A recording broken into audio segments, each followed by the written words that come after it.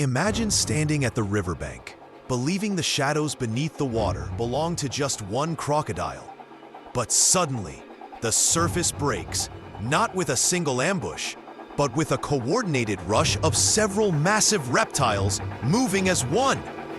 Instead of the silent, solitary hunter you thought you knew, you're facing a pack executing a strategy as synchronized as wolves. One distracts, two flank, another waits to strike from behind. Now ask yourself, what happens to Earth's rivers, wetlands, and even human settlements if crocodiles stop hunting alone? What if crocodiles start hunting in packs? What if crocodiles, long known as solitary ambush predators, suddenly evolve the ability to hunt in coordinated packs?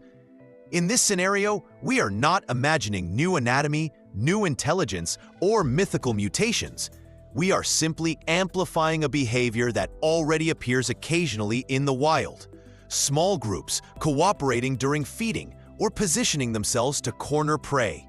Now, we extend that to a consistent species-wide strategy. Structured hunting groups of 4 to 6 crocodiles, each fulfilling a specific role.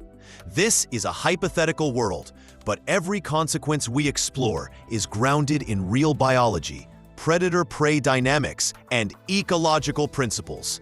To understand how dramatic this shift would be, we must first examine what crocodiles truly are today, their physiology, their strengths, and their natural constraints. Only then can we unravel how a cooperative hunting strategy could reshape ecosystems across the globe.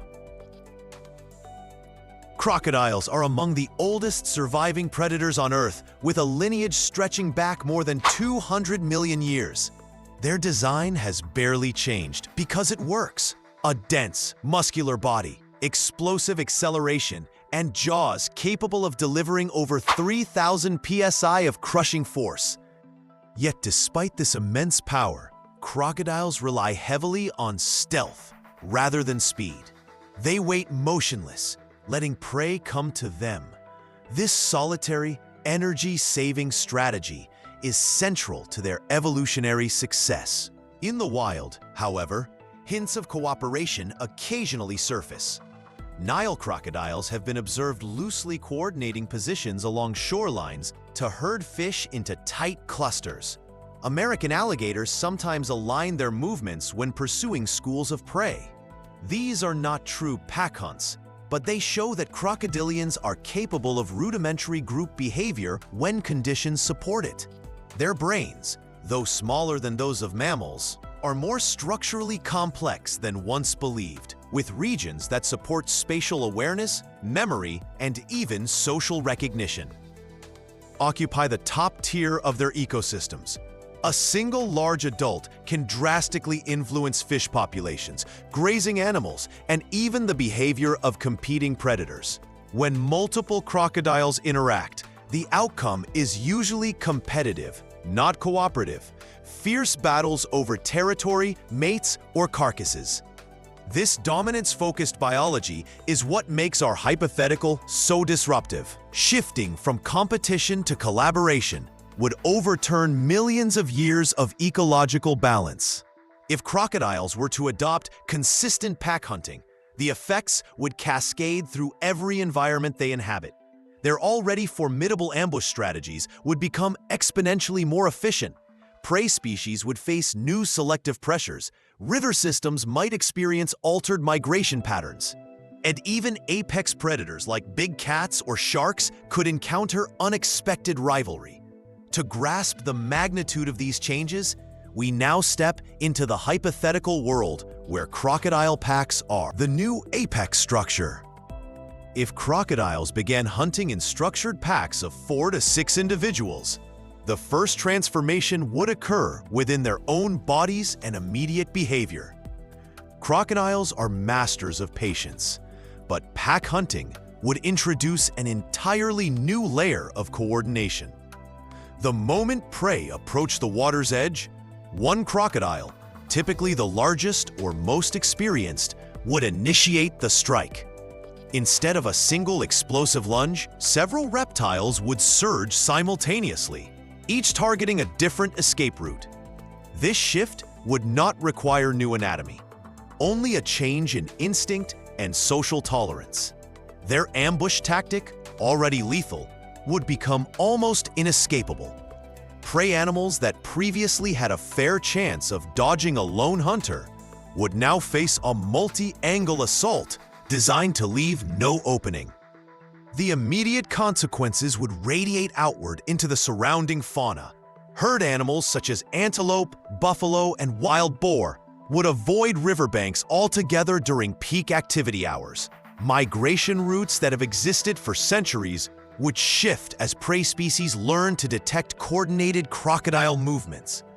Fish populations would also experience intense pressure.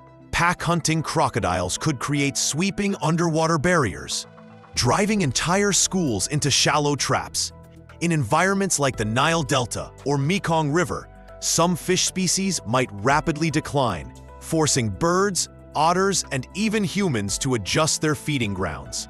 Predators that once competed indirectly with crocodiles, like hyenas, jackals, or large birds of prey, would find fewer carcasses left behind. A coordinated kill leaves little for scavengers. Over time, this behavioral revolution would place crocodiles in direct conflict with other apex predators. Big cats, such as tigers, lions, and leopards, rely on predictable water access for hunting and cooling. But a crocodile pack would command these territories with far greater threat than any individual crocodile ever could.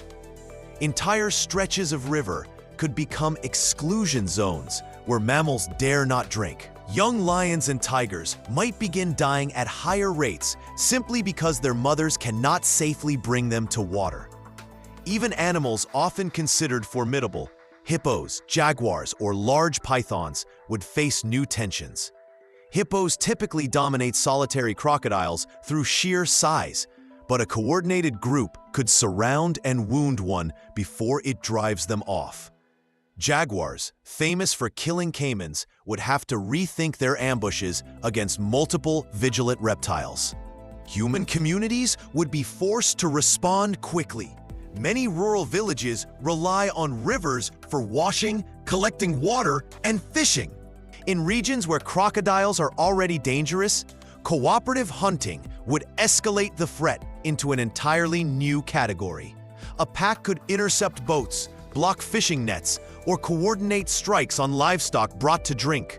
Some rivers might see travel restrictions or enforced buffer zones, similar to how certain regions manage tiger or bear populations. Infrastructure would adapt as well. Elevated piers, reinforced boats, and controlled access points would become essential. The tourism industry, especially in areas known for crocodile river safaris, would shift toward armored vessels and stricter viewing distances. Ecotourism might boom from curiosity, but governments would also face pressure to manage increasingly bold reptile groups. Eventually, the effects would reach beyond biology into human psychology and culture. Rivers long considered dangerous would now be perceived with near-mythic dread. Folklore would shift. Crocodiles would no longer be symbols of silent patience, but of coordinated, intelligent predation.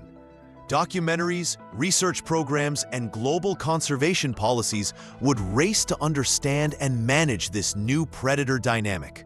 Some communities might even ritualize protective practices, similar to traditions surrounding wolves or sharks in other cultures. In a world where crocodiles hunt cooperatively, survival would depend on understanding how these packs choose their targets and how they coordinate. The safest approach begins with distance.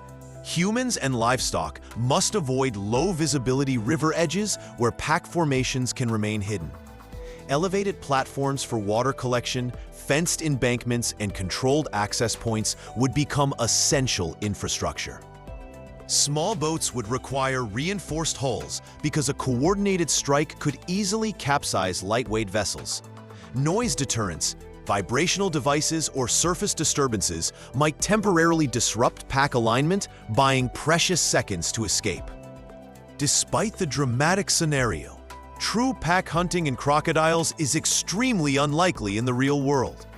Their evolutionary history is built on solitary ambush tactics, territorial dominance, and minimal social bonding outside of mating or nesting seasons. While brief cooperative moments do occur, such as multiple crocodiles feeding on the same fish cluster, these behaviors lack the structured communication and role differentiation required for sustained pack strategies. Their brains, though capable, are not wired for the long-term social cohesion seen in wolves, dolphins, or big cats. Yet this hypothetical teaches us something important about ecology. Even a small behavioral shift in an apex predator can cascade through an entire ecosystem. It highlights how finely tuned food webs are to predator-prey dynamics, and how fragile river habitats can become when a dominant species gains even a modest advantage. Studying these possibilities deepens our understanding of conservation, helping us predict how real behavioral changes driven by climate shifts or habitat pressure might shape the future of crocodile populations. In the end, the idea of crocodiles hunting in packs reminds us how even slight changes in predator behavior could rewrite the rules of entire ecosystems. A shift in strategy alone would be enough to restructure rivers, reshape migrations, and redefine the meaning of danger at the water's edge. But if coordinated crocodiles could change so much, what would happen if another silent hunter evolved in an unexpected direction? What if sharks developed aerial ambush behavior? That is a story for another What If.